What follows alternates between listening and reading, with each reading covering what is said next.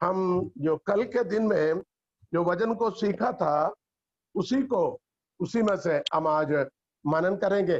कल हमने जो वचन को सीखा था श्रेष्ठ गीत में से 2 अध्याय पहली आयत से 4 आयत तक हम जो पढ़ा था उसमें से एक ही बात को कल हमने सीखा है। उस बात क्या था? उस बात यही था, तुम शारोन का गुलाब के शायद को पढ़ेंगे, डॉक्टर साहब पढ़ेंगे। हालेलुया। श्रेष्ठ गीत 2 अध्याय पहली आयत में, मैं शारोन देश का गुलाब और तराइयों में का शोषण का फूल हूँ। जैसे शोषण फूल कटीले पेड़ों के बीच, वैसे ही मेरी प्रिय युवतियों के बीच में है। आज हमें यही सीखना है, जैसे कि कल हमने यह सीखा था, जैसे शोषण फूल कटीले पेड़ों के बीच में, वैसे ही मेरी प्रिय युवतियों के बीच में है। इसके बारे में कल हमने सीखा और मनन किया। यहां खुदावंद यीशु मसीह की कलीसिया, जिसको दुल्हन की दर्जा दिया हुआ, दूल्हा और दुल्हन के रिश्ते में खुदावंद की यीशु मसीह और कलीसिया के रिश्ते को कहा गया। आप सोचेंगे ऐसे क्यों? क्योंकि दुनिया में प्यार में या प्रेम में जिन जिन तरह की प्यार होता है, जैसे कि माता पिता की प्यार होता है, भाई बहनों के आपस की प्यार होता है, शारीरिक इच्छाओं की प्यार होता है, और पति पत्नी के प्यार होता है। इसमें सबसे गहरी प्यार पति पत्नी के रिश्ते का है। इसलिए परमेश्वर के वचन में खुदावंद यीशु मसीह और कलीसिया के रिश्ते को प्रेमी और प्रेमिका, दूल्हा और दुल्हन, पति और पत्नी, ये रिश्ते को इस वचन के अंदर दिया गया। ये बात आप लोगों को मालूम है, क्योंकि वचन के अंदर इसी विषय में और भी गहरी बातें हैं, लेकिन उन तमाम बातों को आज हम मनन नहीं करेंगे। कल हमने सीखा था जैसे शोषण फूल, जिसके बारे में हमने सीखा था केसर के फूल है, जैसे हिंदी, उर्दू, पंजाबी में केसर के फूल, जाफरान, उर्दू में जाफरान करते हैं, अंग्रेजी में क्या बोलते हैं? हाँ, ये जफरान कहते हैं अंग्रेजी में। उस फूल जो कटीले पौधों के बीच में है, तो कल हमने उसी पर बड़े मनन किया था। कलीसिया कौन सी बुक है? सुखमय, अनुग्रहित, हर तरह की खुशियों से, हर तरह के उल्लासों से भरा हुआ, आनंद से भरा हुआ एक बगीचे में नहीं लगाया गया, बल्कि यहाँ हम कलीसिया अभी बहुत सारे मुसीबतें, तकलीफें, परेशानियां, दर्द, इस प्रकार की चीजों से भरे हुए दुनिया के अंदर रखा गया। कल हमने उसके आखिरी में यह सीखा था, भले ये सब कुछ हमारे जीवन में है, कभी लोग सोचते हैं ये क्यों हम सब कुछ छोड़कर यीशु के पीछे आया, हमने सोचा हमारे जीवन में तकलीफें ना होगा, परेशानी ना होगा, बीमारी ना होगा, हमारा जीवन सुखी सुख, आनंद ही आनंद होगा। लेकिन ऐसा क्यों? ये हमारी गलतफहमी है। लेकिन ये थोड़े दिन के लिए हम इस दुनिया में हैं, लेकिन हमें पूरा जीवन भर यानी युगान युग इस कटीले पेड़ पौधों के अंदर हमें दबोचने नहीं देगा, बल्कि खुदावंद हमें यहाँ से उठाने के लिए, लेकर जाने के लिए शीघ्र आने वाला है। Hallelujah, hallelujah. अब दूसरी बात को हमें देखना, कलीसिया कहां पर है? तीसरी आयत में लिखा हुआ है, जैसे सेब का वृक्ष जंगल के वृक्षों के बीच में है। सेब, जिसको अंग्रेजी में क्या लिखा हुआ? एप्पल लिखा हुआ है क्या? नहीं, उसको कुछ जगहों पर उसको पोमीग्रेनेट यानी उसको क्या बोलेंगे? अनार, अनार के फल है, एप्पल लिखा, एप्पल ट्री। कई जगहों पर उसको पोमीग्रेनेट बताता। एनीवे, बड़ी बहुमूल्य, सभी जानने वाले, बड़े स्वादिष्ट ये फल। एप्पल के बारे में कहता है, an apple a day keep doctor away. क्या बोलेंगे? रोज एक एप्पल खाओ, आपको डॉक्टर के पास जाने की जरूरत नहीं। यानी पूरे स्वास्थ्य, तंदुरुस्ती, हर बीमारी के रोकथाम की ताकत इस एप्पल में। बाकी तमाम फलों की राजा, भले हम भारत में आम को कहा जाता फलों के राजा, लेकिन वजन के मुताबिक एप्पल है। यहां कहता है कलीसिया, ध्यान से सुनिए, कलीसिया सेब का वृक्ष जंगल के वृक्षों के बीच में है। जैसे सेब का वृक्ष जंगल में कभी नहीं पाया जाता है, बल्कि वो बागानों में पाया जाता है। बड़ी तौर तरीके विधियों के साथ उसको लगाया जाता है और उसके समय समय पर उसके देखभाल, उसके खाद, दवाई, परवरिश सब कुछ देने के बाद उसी में अपने समय पर वो फूल और फिर फल देता है। पकने पर उसे तोड़ देता जाता है। लेकिन यहां कहता है वैसे ही मेरी प्रेमी जवानों के बीच में है। हालेलुया। यहां वधु अपने प्रेमी के बारे में, प्रेमिका अपने प्रेमी के बारे में कहता है। पहले मैंने कहा था यहां फलस्तीन का देश में एक शूनैम की एक लड़की थी जवान, और उस इलाके में जंगलों में भेड़ बकरी को चलाने वाले एक चरवाहे लड़का था। उतने कोई खासियत नहीं था। ये दोनों को आपस में मिलने से प्रेम हुआ है। हालेलुया। तो उस प्रेम के नतीजे में या उस प्रेम से उस स्त्री को, उस युवती को अलग करने के लिए सुलेमान राजा ने बहुत सारे मनमोहक बातें उनके पास भिजवाया। लेकिन उसने उन तमाम बातों को ठुकरा कर वो उस अपनी प्रेमी के लिए वो इंतजार करता है। ये प्रेमी और प्रेमिका के आपस की प्यार को इस पूरी श्रेष्ठ गीत में आप देखता है। जैसे सेब का वृक्ष जंगल के वृक्षों के बीच में, वैसे ही मेरा प्रेमी जवानों के बीच में है। मेरा प्रेमी जवानों के बीच में, प्रेमी लिखा हुआ, प्रेमी पुल्लिंग है। तो यह खुदावंद यीशु मसीह के बारे में है। हालेलुया। आपको मालूम है खुदावंद यीशु मसीह इस दुनिया में आए थे। हालेलुया। आपको पूरी सुसमाचारों में परमेश्वर के वचन में आप सीखते हैं, यानी दुनिया ने उन्हें कबूल नहीं किया। वो अपनों में आया, अपनों ने उन्हें कबूल ग्रहण नहीं किया।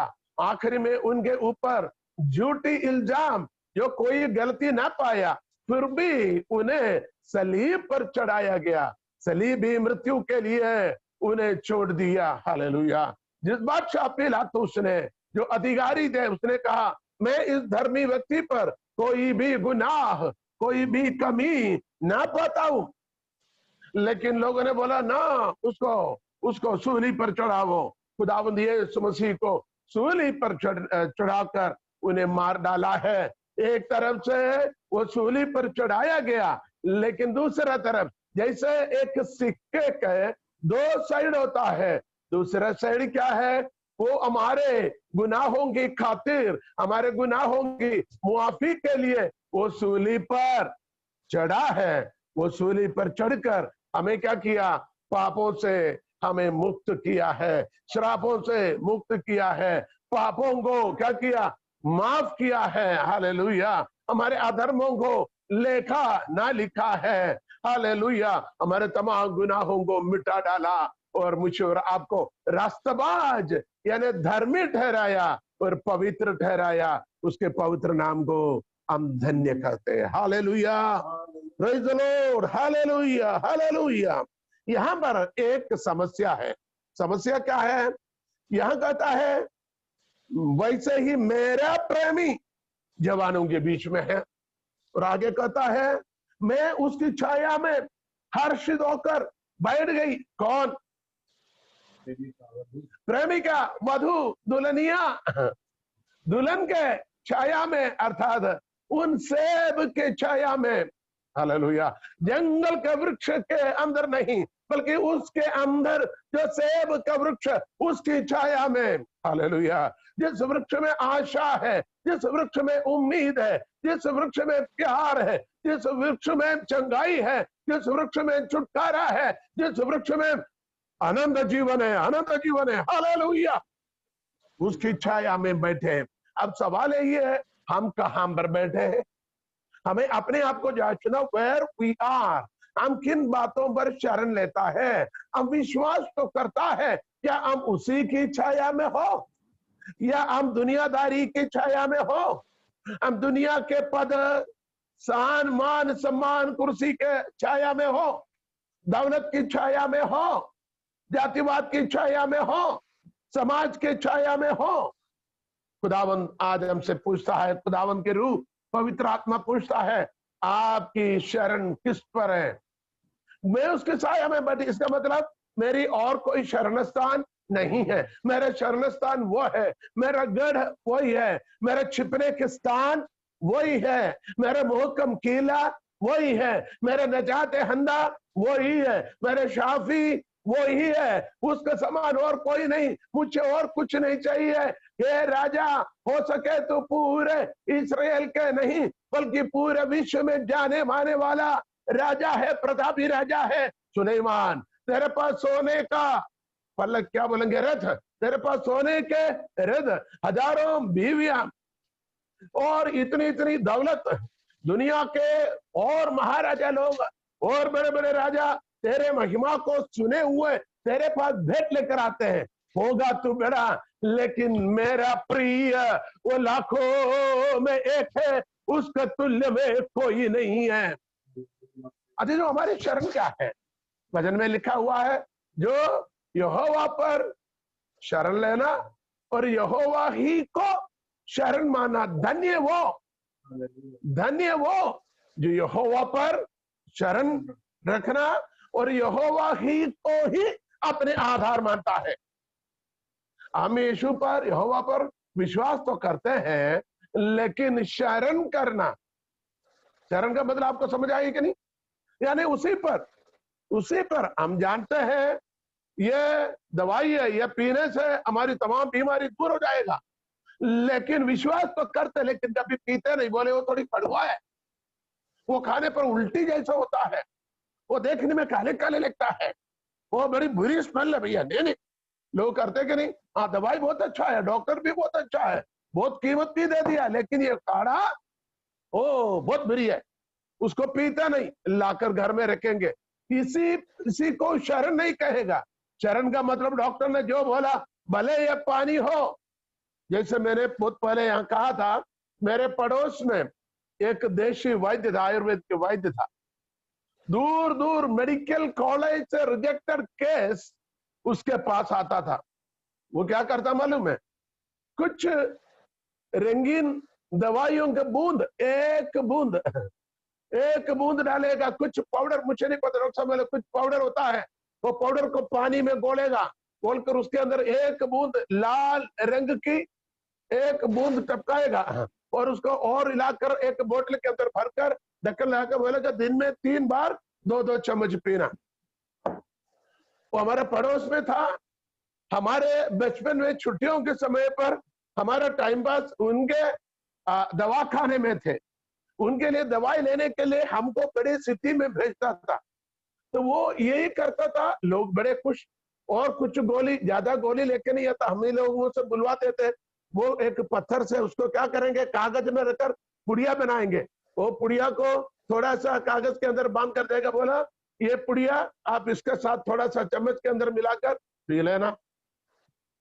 बड़े बड़े बीमारियां ठीक होते थे। कहने का मतलब लोगों को उसी पर वो शरण मानता था, उसी पर उनका विश्वास था, उसी पर यकीन था। कितने कितने ऐसे ऐसे महीने महीने तक अस्पताल में रहकर वहां से लेके आता था, इनके पास आए 1 बार 2 बार, एक ही बार आता है, 2-3 दिन के लिए दवाई दे देता, वो ठीक हो जाता था। कहने का मतलब क्या है? लोगों को विश्वास, शरण, विश्वास के साथ शरण मानना। अभी हमारे आत्मिक जगत में क्या, यीशु पर करांगा करते हैं, वहां से बाहर निकलेगा तो उधर भी। एक उदाहरण बताता हूं, आप ध्यान से सुनेगा, एक उदाहरण बताता हूं, एक असली घटना के बारे में, विश्वास शरण के बारे में कहता। दुनिया में पढ़ने वाले बच्चे हो तो गूगल में आप सर्च करना, ब्लेड नामक एक बहुत बड़े करतब दिखाने वाले एक अभ्यासी, क्या बोलेंगे उसको हिंदी में बोलेंगे, नट।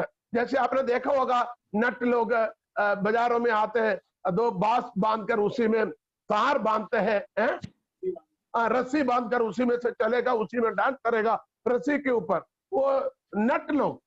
उसी में दुनिया में बहुत सारे लोग, उसमें एक मशहूर आदमी था, उसने दुनिया के अंदर बहुत बड़ा एक वाटरफॉल, क्या बोलेंगे, पानी का जलप्रपात होता है, जैसे यहाँ धुआंधार जलप्रपात है जबलपुर में मध्य प्रदेश में। दुनिया की सबसे बड़ा एक जलप्रपात है नयाग्रा जलप्रपात, नयाग्रा फॉल्स, अमेरिका में है। मैं कई बार अमेरिका गया लेकिन वहां जा नहीं पाया, मेरी इच्छा था मैं कनाडा में जाकर देखूं, तो मैं वीसा के लिए गया, ने बोला तू कनाडा में जाकर मत देखना, तू अमेरिका में खड़े होकर देखना, क्योंकि दोनों राज्य के बीच में है, आधा हिस्सा अमेरिका में और आधा हिस्सा कनाडा में। वो नदी ही उस दोनों राज्यों को विभाजित करता है, लेकिन उस नदी के जलप्रपात के नीचे आप बोट में, नाव में जा सकता है, उसके लिए आपको कनाडा में उतरना पड़ेगा। तो कहने का मतलब इस जलप्रपात के ऊपर उस पार इस पार, उसकी लंबाई मुझे याद नहीं, आप देखेंगे तो पता लगेगा, उसने एक रस्सी बांधा, एक पतली तार बांधा। एक दिन को उसने दुनिया में बताया मैं इस जलप्रपात के ऊपर से तार बांधकर, तार से मैं चलने वाला हूं, उसके ऊपर मैं कुर्सी खड़ा करूंगा, तार के ऊपर कुर्सी रखूंगा और कुर्सी के ऊपर खड़ा रहूंगा, फिर मैं उस तार से चलूंगा, इस पर उसने ऐलान किया। तो बहुत सारे लोग कनाडा और अमेरिका दोनों साइड में हजारों लोगों की भीड़ हो गया। जैसे निश्चित समय हुआ, समय होने के बाद में उसने अनाउंसमेंट किया और वो सीधे ऊपर चढ़ने लगा, ऊपर चढ़ा और इस पार से उस पार चलने को उसने लगा। एक बार उसने चला, लोग सब खड़े होने वाले अपने जैसे नहीं, हाथ बांध कर डरते हुए लोग सब ताली बजाकर वाह वाह कर लोगों को क्या करता है, उनको बड़े उत्साह, उसको प्रेरणा करते हैं, उनको बड़े शाबाशी दे रहे लोग, चिल्ला चिल्ला कर। एक बार वो वहां तक गया, बहुत दूरी है, वहां से फिर वो वापस इस पर आया। इसके बाद उसने एक कुर्सी लेके गया, कुर्सी को 4 पहिया होता, आपको मालूम है, 4 पहिया एक तार में कैसे रखेगा, उसने उस रस्सी पर क्या किया, कुर्सी के 2 पहिए को रखा, 2 पहिए को उसने छोड़ा और उसको रखकर उन्हें बोला मैं इसके ऊपर चढ़ने वाला हूं। लोगों ने ताली बजा, हाँ तुम इतना करेगा तो ये भी कर सकता है। उसने उसके ऊपर चढ़ा, बाद में फिर बताया जाता उसने वो 2 पहिए छोड़कर 1 पहिया उस तार के ऊपर एक ही कुर्सी का 1 ही पहिया खड़ा करके उसके ऊपर वो चढ़ा, बड़े करतब दिखाया। लोगों ने बड़ा चाव से रोककर देखते रहा, बाद में ताली बजा। तो उन्हें लोगों से पूछा, हर बार पूछता मैं इसको उस पार तक जा सकता हूं, कौन विश्वास करते, सभी लोगों ने बोला हम विश्वास करते हैं। दोबारा बोला मैंने ये कुर्सी पर खड़े हो सकता हूं, कौन विश्वास करते हैं, लोगों ने ताली बजाया। तीसरे बार उसने बोला मैं इसका एक टांग पर खड़ा रहूंगा, कौन विश्वास करेगा, हम विश्वास करते हैं। अब उसने बोला मैं इस कुर्सी के ऊपर एक आदमी को बिठाकर, एक व्यक्ति को, किसी छोटे बड़े को बिठाकर मैं इस पार से उस पार तक जा सकता हूं, कौन विश्वास करता है।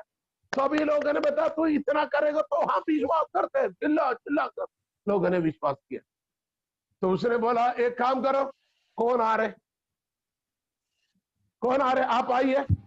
तो जो ताली बजाने में आगे था वो पीछे रहा, नहीं मैं तो नहीं आऊंगा।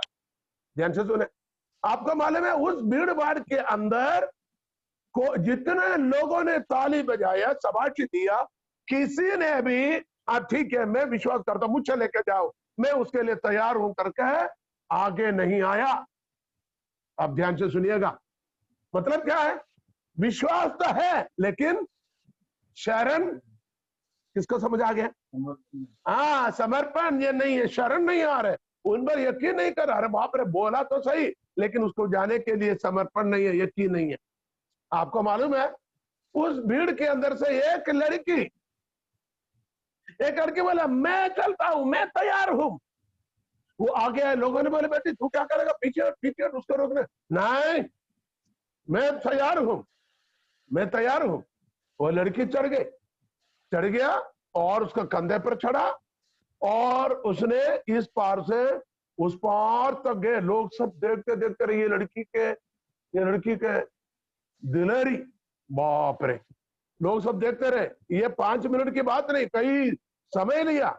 उस पार गए, वहां 1 किलोमीटर और 200, देखो 1 किलोमीटर 200 यानी 1.25 किलोमीटर चौड़ी है उस नदी का। 1.25 किलोमीटर, आप समझाए कि नहीं?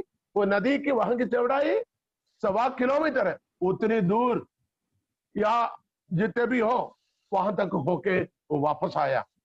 सभी लोग उनका शाबाशी खत्म। वो उतरने के बाद में कोई शाबाशी नहीं, सब घबराए हुए हैं। वो लोगों ने आगे पूछा, बेटी तेरे पास इतनी हिम्मत कैसे हुआ, तू एकदम चढ़ गई बिना किसी डर से? वो लड़की ने बोला, मालूम है, वो मेरे बाप है। वो जो करतब दिखाया ना, वो मेरे पिता है। किसको समझ आ गया? यही तो हमारी प्रॉब्लम है। हम विश्वास करते हैं यदि उसको पिता मानेगा, जरूर जरूर उसके कंधों में चढ़ने के लिए भरोसा में रखता है। यहां पर प्रेमी और प्रेमिका क्या करते हैं? कहता है, मैं उसकी साया में क्या करता हूं? हर्षित होकर बैठ गई और उसका फल मुझे खाने में मीठा लगा। मेरे भाइयों, मेरे बहनों, खुदा के बेटे बेटियों, पवित्र लोगों, कलीसियाएं, आपको भले कुछ समय पर आपको परमेश्वर के वचन कड़वी लगेगा, आपको घबराहट जैसे लगेगा, आपको चोट पहुंचाएगा, आपको डांटेगा, आपको तरबियत करेगा, इसमें आप मुकरा जाते हो। आज की वजन मेरे लिए था, अंकुल जी ने जानबूझकर बताया था, वो मुझे पता है मेरे लिए था। आप मुकरा जाता है, हम कलीसिया आने से छुट जाता है, हम सेवकाई से निकलकर दूसरे के पीछे जाने के लिए तैयार हो जाएगा, क्योंकि ये अंगुल थोड़ा सही नहीं है। वो बिल्कुल हमको डांटता है, चिल्लाता है, हमारे ऊपर ऐसे ऐसे बातें करता है, तो लोग इधर उधर घबरा जाता है। लेकिन यहाँ क्या है?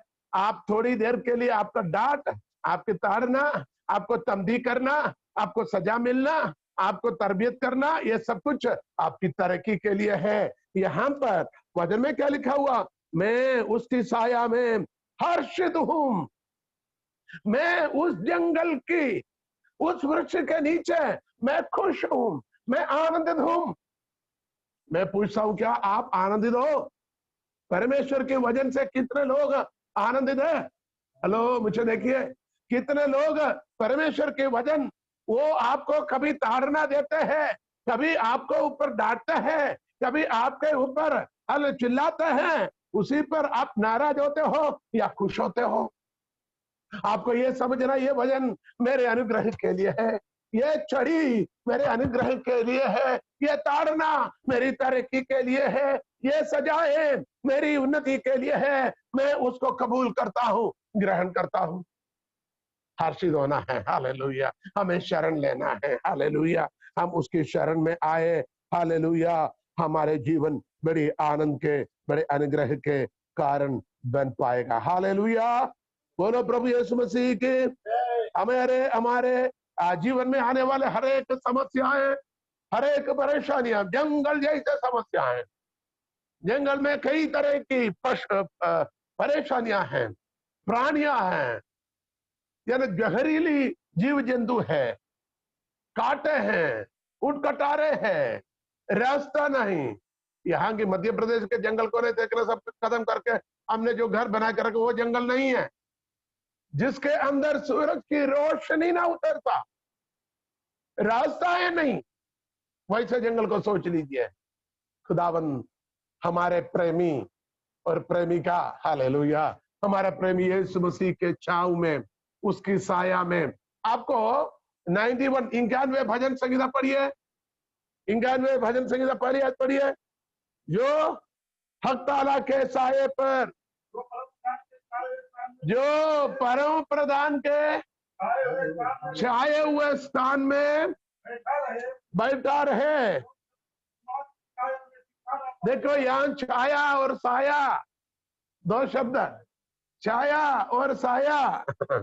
परम प्रधान के छाये हुए स्थान में बैठा रहे, वह सर्वशक्तिमान की छाया में ठिकाना पाएगा। आपको उसकी छाया, इधर छाया क्या मतलब कोई कोई कोई कोई क्या बोलेंगे, परछाई नहीं, किसी वृक्ष की साया छाया नहीं, बल्कि इधर छाया बहुत बड़ी गहरी भेद है, लेकिन मैं जस्ट एक शब्द कहता हूं, यह होता है अथॉरिटी।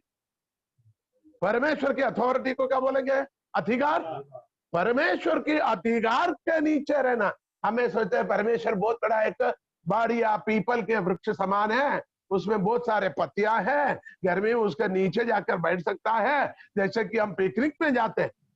नो, यहां छाया का मतलब परमेश्वर की authority, one who are dwelling under the authority of almighty God, सर्वशक्तिमान के अथॉरिटी। अथॉरिटी कैसा है? परमेश्वर के वचन की आज्ञाकारिता में रहता है, वो ठिकाना पाएगा।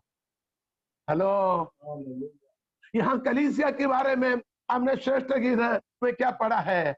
मैं उसकी साया में हर्षित हूं, मैं उसकी साया में, हालेलुया, कितनी अच्छी बातें हैं, हालेलुया। मैं उसकी साया में हर्षित हूं, मैं उसके छाया में हर्षित होकर बैठ गई, और उसका फल मुझे खाने में मीठा लगा। फल उसको मिलता है जो साया में बैठता है। अब हमारी सोच क्या है?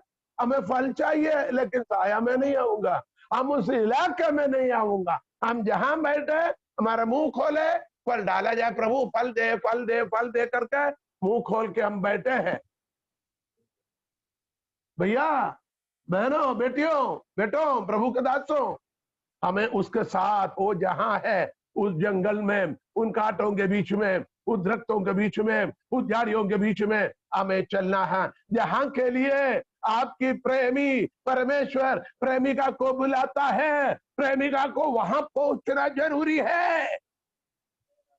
Hallelujah, hallelujah, hallelujah, hallelujah. हमारा परमेश्वर कितना महान, उसके पवित्र नाम को हम धन्य कहते हैं। हालेलुया। यहाँ पर एक बात मैं आपको बताना चाहता हूं। हालेलुया। हमें उसकी साया, उसकी साया के मतलब क्या है? उसकी साया के मतलब है यानी उसकी संगति। मैं उसकी साया में बैठा है, अथॉरिटी है, अथॉरिटी के साथ मैं वहां बैठे, उसकी संगति। हमारा परमेश्वर की संगति में, संगति को उर्दू में क्या कहते हैं? रफाकत। रफाकत और शराकत। आपकी रफाकत किसके साथ है? कुछ लोगों के साथ है दुनिया में, जो मोटे हट्टे गोरे पैसे वाले के साथ है, या खुदावंद यीशु मसीह के साथ? कलाम में लिखा हुआ हमारे खुदावंद, ये हमारे रफाकत खुदावंद यीशु मसीह के साथ है, हमेशा इंसानों के साथ नहीं। हाँ, इंसान के पास हम इसलिए आता है, जो जो लोग खुदावंद यीशु मसीह के साथ रफाकत है, उन लोगों के साथ। इसलिए खुदावंद कहता है, हम 2 या 3 मेरे नाम से इकट्ठा हो, वहां मैं हूं। इसका मतलब खुदावंद यीशु मसीह के साथ रफाकत यानी संगति यानी फेलोशिप रखने वालों के बीच में खुदावंद है। 3 मसीह लोग बैठ गया या 30 मसीह लोग बैठे हैं, अंताक्षरी खेल रहे हैं, टट्टा मजाक खेल रहे हैं, टीवी देख रहे हैं, और इधर उधर की गुनाहें गॉसिप पे बातें कर रहे हैं, उनके बीच में खुदावंद यीशु मसीह नहीं, बल्कि खुदावंद के साथ संगति रखने के लिए जो आता है, उनके बीच में खुदावंद यीशु मसीह है। इस बात को भी हमें आगे सीखना, बड़ी गंभीरता से सीखने की जरूरत है। हालेलुया। यहां पर हम 2-3 आयत अभी हमने पढ़ा है ना, 91वें भजन संहिता पहली आयत। अब हम पढ़ेंगे यशायाह की प्रवचन पुस्तिका 5 अध्याय पहली आयत से हम पढ़ेंगे। कई बार हम पढ़ चुका है खुदावंद का जो जो जो ताक की बारी के बारे में। ताक की बारी यानी दाग की बारी है ना। हालेलुया। दाग की बारी के बारे में प्रिय के लिए और उसकी दाख की बारी के विषय में गीत गाऊंगा। यहाँ पर हम आगे इस आयत को पढ़ेंगे, वहां पर हालेलुया उसने क्या किया, अति उपजाऊ टीले पर, है ना, उसकी मिट्टी खोदी, पत्थर बेना, उत्तम जाति का दाखलता लगाई, उसके बीच में गुम्मट बनाया, दाख रस के लिए एक कुंड भी खोदा, यानी चक्की खोदा, उसने दाख की आशा की, परंतु उसमें निकम में दाखें लगी। अब तीसरे आयत में लिखा हुआ, मैंने अब यरूशलेम के निवासियों और है यहूदा के मनुष्यों, मेरे और मेरी दाख की बारी के बीच न्याय करो। मेरी दाख की बारी के लिए और क्या करना रह गया जो मैंने उसके लिए ना किया हो? फिर क्या कारण है कि जब मैंने दाख की आशा की तब उसमें निकम्मी दाखें लगी? इसका मतलब खुदावंद ने उसके लिए सब कुछ किया भैया। मैं कहता हूं उसके लिए मंडप भी डाला, उसके मंडप बांधा ताकि उसी में फैलने के लिए, उसके ऊपर धूप ना लगे, ज्यादा धूप लगकर मुरझा ना जाए, उसके लिए भी व्यवस्था किया है। यहां उसी में से हट गया। तो 27 अध्याय उसके दूसरी आयत पढ़िए, यशायाह की प्रवचन पुस्तिका 27 अध्याय उसकी दूसरी आयत में देखिए, वहां पर भी इसी सिलसिले में कुछ बातों को खुदावंद कहता है। उस समय एक सुंदर दाख की बारी होगी, हाँ, उसका यश गाना, तुम उसकी यश गाना, किसकी? सुंदर दाख की, हालेलुया, उस दाख की बारी, तुम उसका यश गाना है। मैं यहोवा उसकी रक्षा करता हूं। देखिए, इस बारी की रक्षा कौन करता है? कोई पास्टर नहीं, कोई पटेल नहीं, कोई पटवारी नहीं, कोई पैसा वाला नहीं, बल्कि यहोवा स्वयं उसकी रक्षा करता है। यहोवा स्वयं उसकी रक्षा करता है।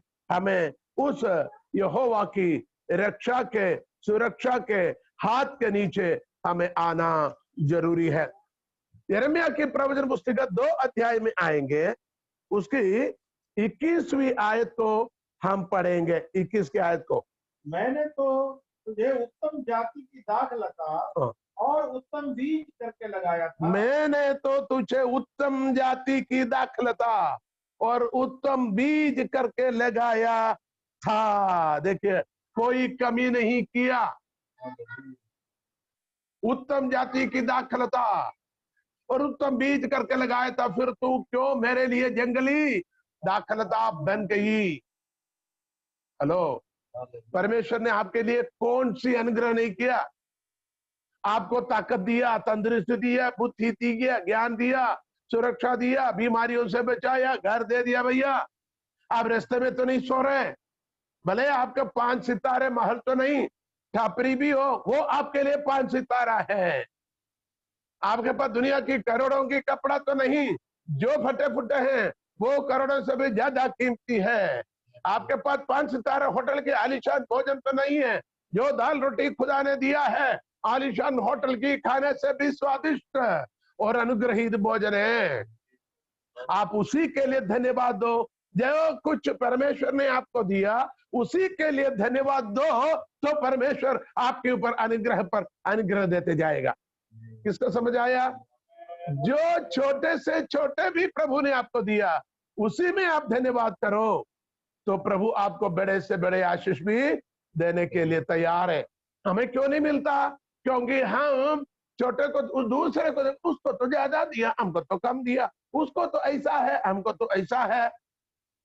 उसके तरह प्रभु ने ज्यादा अनुग्रह किया, हमारे पास नहीं किया। हम इसी पर एक दूसरे को देकर अपनी तुलना करते हैं। हमारी तुलना एक दूसरे पर नहीं करना, हमारी तुलना प्रभु के साथ करो। प्रभु, मैं धन्यवाद देता हूं इस नीच को, इस निकम्मे को, इस गंदे को, इस गुनाहगार को, इस पापी को आपने चुन लिया, आपने छुड़ाया, आपने आपका बेटा बनाया और मुझे रास्तबाज धर्मी ठहराया। मैं इसके लायक नहीं। कौन सी योग्यता है? हेलो, कौन सी योग्यता है?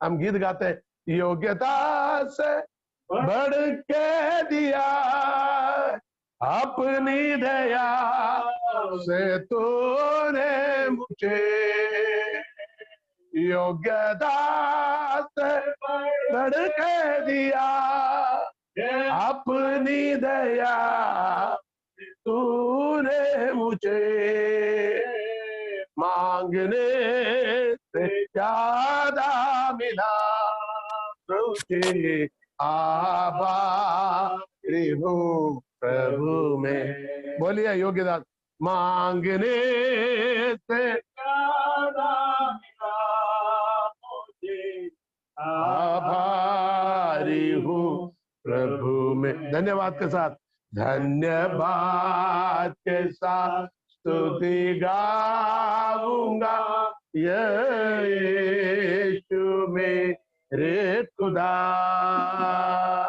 उपकार तेरे जो बेशुमार, कोटि कोटि स्तुति धन्यवाद। उपकार तेरे जो बेशुमार, कोटि कोटि स्तुति। बोलिए कोटि कोटि, कोटि कोटि स्तुति धन्यवाद, कोटि कोटि स्तुति धन्यवाद। हालेलुया। हमारे खुदावंद को हाथ उठा कर एक धन्यवाद दे। Hallelujah, hallelujah. मत्ती के सुसमाचार 7 अध्याय 20वीं आयत को पढ़िएगा। मत्ती के सुसमाचार 7 अध्याय उसके 20वीं आयत में फिर खुदावंद वचन से हमसे बात करता है इस अनुग्रह के बारे में। यह लिखा हुआ, इस प्रकार उनके फलों में से तुम उन्हें पहचान लोगे। फलों में से हमारी पहचान होना चाहिए। हम प्रभु यीशु मसीह के साथ जोड़ा गया, हमें जोड़ दिया है। हम जंगली जैतून थे, लेकिन असली जैतून के साथ हमें क्या कर दिया? जोड़ कर रखा है। हालेलुया। वृक्षों को फलों से पहचाना जाता है, और तुम और मेरे जीवन में हमारी पहचान होना चाहिए। मैं एक और उदाहरण बताना चाहता हूं। एक बहुत बड़ी गुम्मट बनाने वाले एक आदमी क्या बना रहा था? बहुत बड़ी गुम्मट बना रहा था। तो उस गुम्मट बनाने वाला एक मिस्त्री उसके ऊपर था, ऊपर बैठा है। उसके हाथ से कोई भी एक औजार नीचे गिरा है, या नीचे से उसको उठाना था, लेकिन हुआ क्या है, ऊपर से जब आवाज देता सुनाई नहीं दे रहे। वहां एक रस्सी बांधा हुआ है, उसी में एक धैली बंधे हुए है, उसी के अंदर उठाकर डालना है, वो वहां से रस्सी खींच लेगा। तो हुआ क्या है, उस आदमी ऊपर बैठकर अलो अलो करके ताली बजा रहे, वो कुछ आवाज दे रहे हैं, लेकिन सुनाई नहीं दे रहे। तो क्या हुआ, जो मनुष्य नीचे है, उस रास्ते से आए हुए एक मनुष्य को देखकर बुलाया तो आवाज नहीं आया। तो उन्हें सोचा क्या करूं? अच्छा एक काम करते हैं, इसको मैं कुछ डाल देता हूं ताकि वो कुछ देखेगा।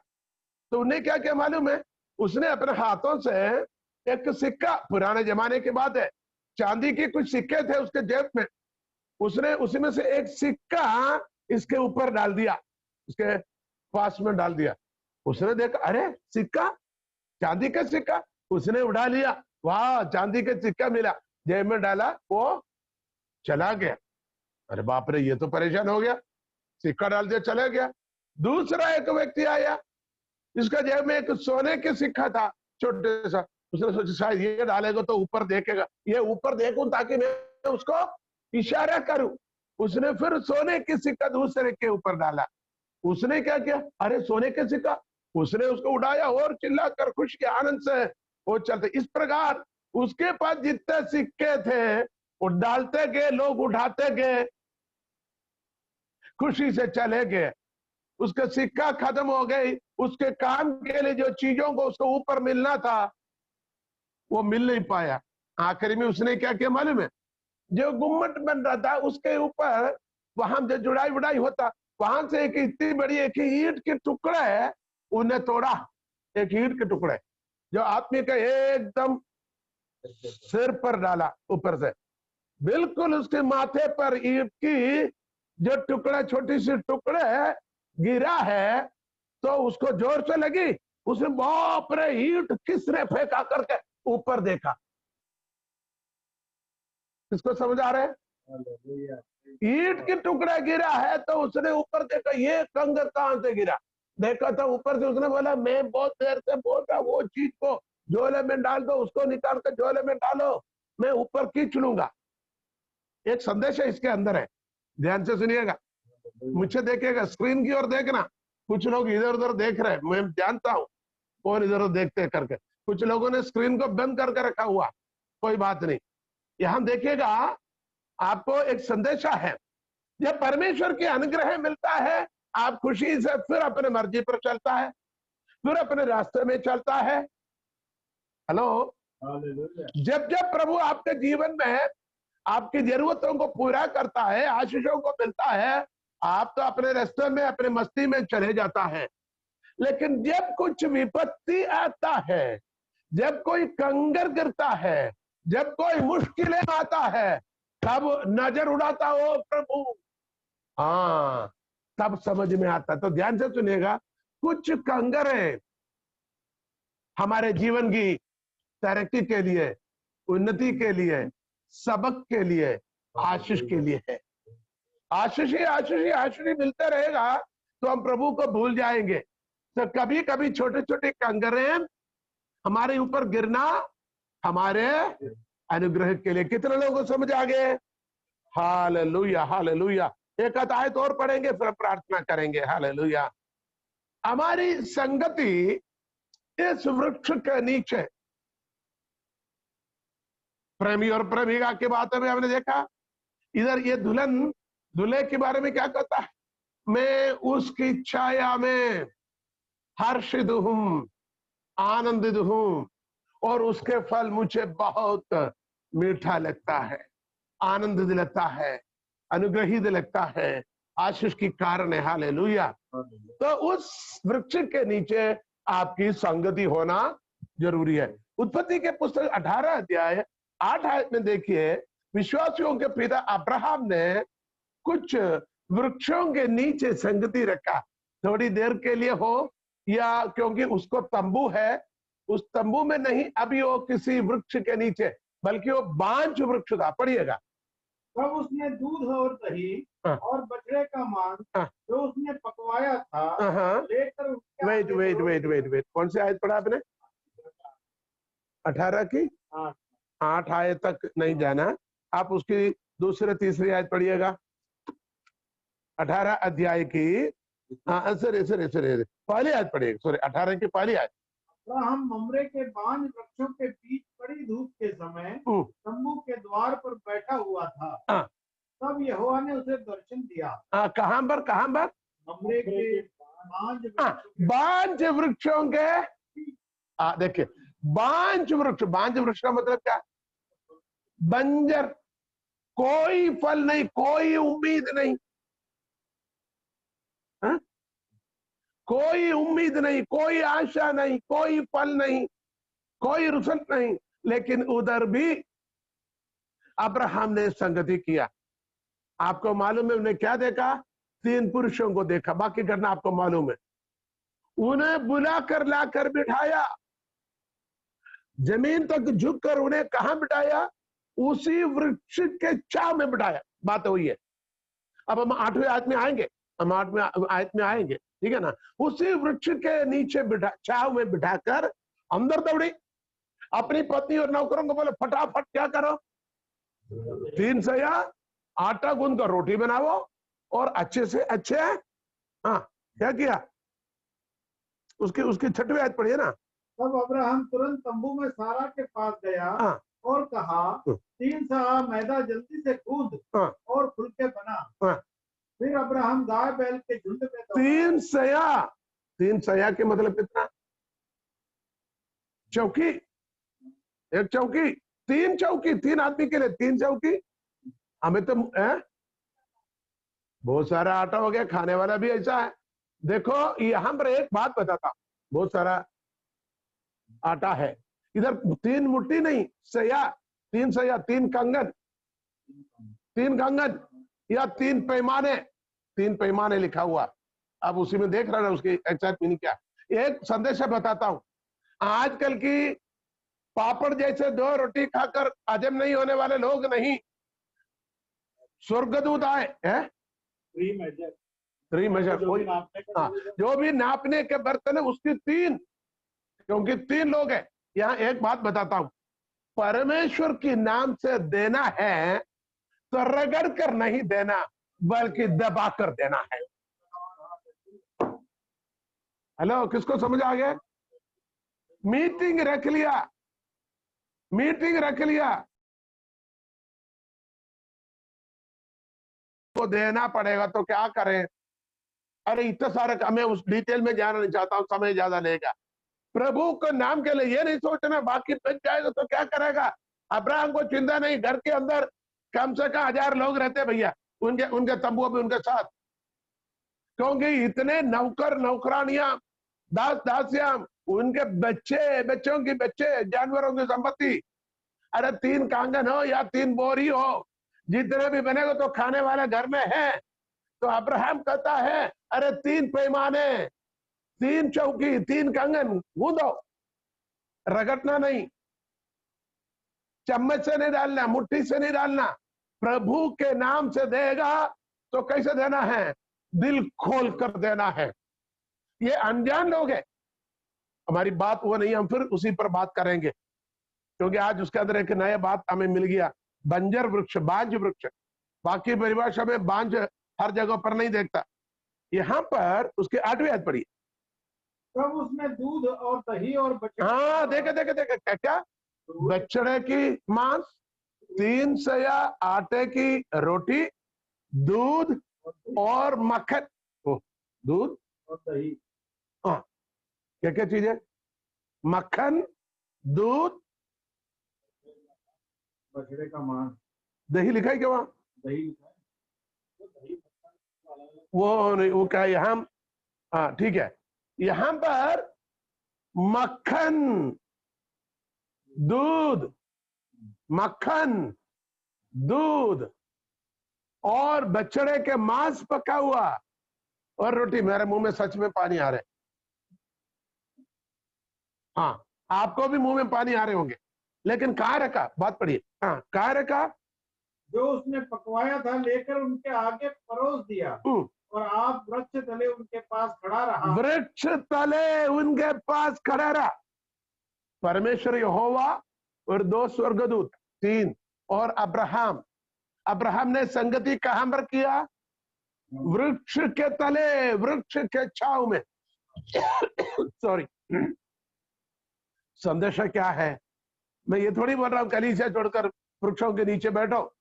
यहाँ की संदेशा, हमारा वृक्ष कौन है? हालेलुया, हमारे खुदाबंद यीशु,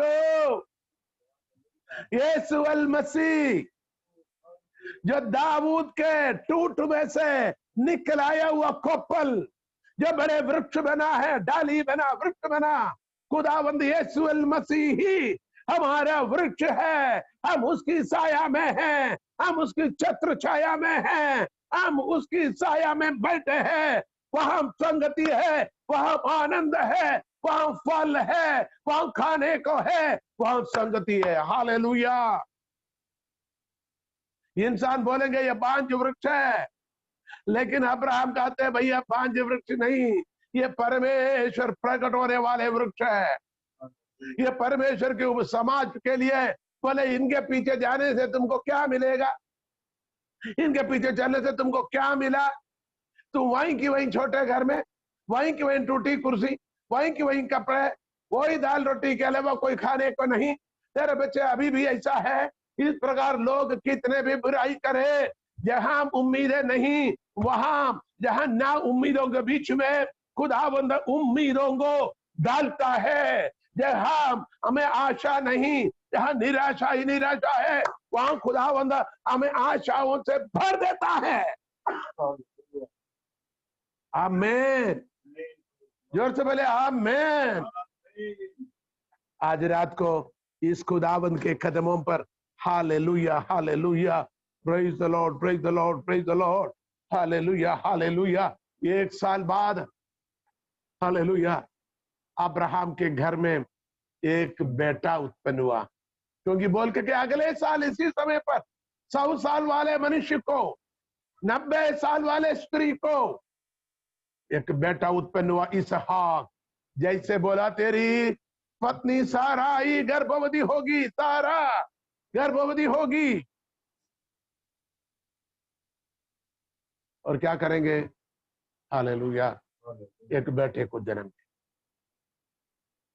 मैं एक और बात कहता हूं, कभी कोई आशा के साथ उसने लोगों की सेवकाई नहीं किया था, उसके पास कोई गुप्त एजेंडा नहीं थे। हम माछा पकड़ने के लिए इतनी सी आटा गूंद कर, हेलो, इतनी सी आटे की गोला बनाकर कांटे में पचाकर पानी में डालेंगे, आओ आओ खा लो, मैं इतना दान धर्मी हूं, तुम्हें खाना खिलाने आए। लेकिन उस खाने के अंदर कांटा छिपा हुआ, बड़ा माछा। हम जो प्रभु के लिए मानव जाति वही करता है, लेकिन अब्राहम ने इतना बड़ा सेवकाई किया, किसी मतलब के लिए नहीं था, बच्चे के लिए नहीं था, लेकिन परमेश्वर ने उनके उम्मीद से बढ़कर, जरूरत से बढ़कर प्रभु ने उन्हें आशीष दिया है। आज का संदेशा मेरे और आपका संगति कहां पर, किसके साथ? हमारी संगति हमारे खुदावंद यीशु मसीह के साथ। वो दरख्त, हमें दरख्त के बारे में और बहुत कुछ बताना, एक और शब्द बताऊं, वो दरख्त का नाम है जीवन का वृक्ष। वो वृक्ष का नाम है जीवन का वृक्ष का फल, आनंद जीवन, मैं शब्द जोड़ता हूं, आनंद जीवन का जो वृक्ष, उसकी छाया में हमें संगति होना है। आज रात को कितने लोगों को वचन समझ में आ गया? कलीसिया अपने दुल्हनिया को, अपने दूल्हा राजा ने हालेलुया कांटों के बीच में केसर के फूल समान उसी में छेद छोड़ने, तोड़ कर लेने आ रहे, और यानी जंगली वृक्षों के बीच में सेब के समान उसको भी खुदावंद क्या करता है? उस सेब के वृक्ष के नीचे छाव में आपको बुला रहे हैं, प्रेमी और प्रेमिका आपस में अपना प्यार बांटने के लिए, एक दूसरे को देखने के लिए, एक दूसरे से रूबरू बातें करने के लिए। हालेलुया, हमारा खुदावंद यीशु मसीह आपको बुला रहा है उसकी संगति में, उस जीवन के वृक्ष की संगति में। आपको नशा देने वाले, आपको अनुग्रह करने वाले, आपको आपको आपको खुशी देने वाले उस अंगूर की दाख की बारी की ओर बुला रहे। Praise the Lord. आइए प्रार्थना में चले। कितने लोग अपने जीवन को समर्पण करें? खुदावंदा, हम तेरे साथ उसी संगति में, उस जीवन के वृक्ष के साया में हम आते। खुदा बाप, ये दुनिया हमें मनमोहक बातों से, हमें बार बार बुलाने वाले, हमारे मन को बहलाने वाले इस अंधकार के, इस शैतान की तमाम चालों से हमें अलग रखना। खुदा, हम तेरे वचनों पर, तेरे सच्चाई पर आगे बढ़ पाए। प्रभु जी, प्रार्थना सुना जाने के लिए जितने लोगों ने वचन को सुना और आगे भी सुनने वाले, प्रत्येक को बरकत दीजिए, प्रत्येक को खुदावंद आशीष की। हम तेरे वचनों में आगे बढ़ पाए, आपके साथ संगति रखे। प्रार्थना मांगते हमारे खुदावंद यीशु नासरी के नाम से, आमीन आमीन आमीन।